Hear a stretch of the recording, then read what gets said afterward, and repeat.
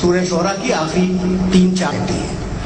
وَالشُّعَرَاءُ يَتَّبِعُهُمُ الْغَاوُونَ، جتنے شاعر ہیں ان کی پیروی فقط وہ لوگ کرتے ہیں جو گمراہ ہوں۔ أَلَمْ تَرَ أَنَّهُمْ فِي كُلِّ وَادٍ يَهِيمُونَ، کیا تم نہیں دیکھتے کہ یہ شاعر مختلف وادیوں میں گھومتے رہتے ہیں اور ٹامکوئیاں مارتے پھرتے ہیں؟ اس سے بہتر محاورہ ترجمہ نہیں کر سکتا۔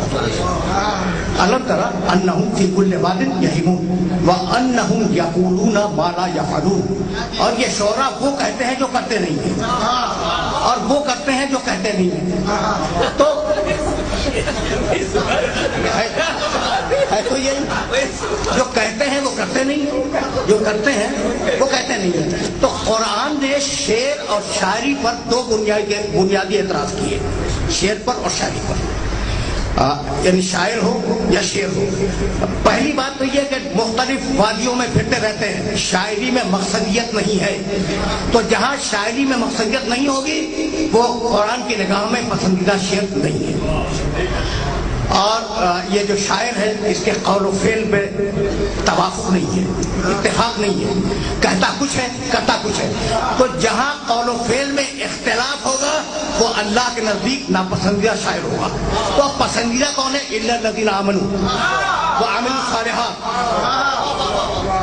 توجہ رکھنا، وذکروا اللہ کثیرا، بس وہ شاعر اچھے ہیں جو ایمان لائے، جنہوں نے عمل صالح کیا، جنہوں نے ذکر کثیر کیا اللہ کا، وانتصروا من بعد ما ظلموا، اور مظلوم کی نصرت میں شعر کہے۔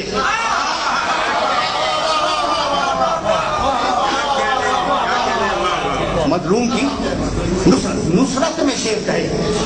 اب آخری ٹکڑا جو ذاکرین عموماً مجلسوں کے بعد پڑھتے ہیں، وَسَيَعْلَمُ الَّذِينَ ظَلَمُوا أَيَّ مُنْقَلَبٍ يَنْقَلِبُونَ، اور عنقریب یہ ظالم جان لیں گے کہ ہم کیسے انہیں الٹ کر دیتے ہیں۔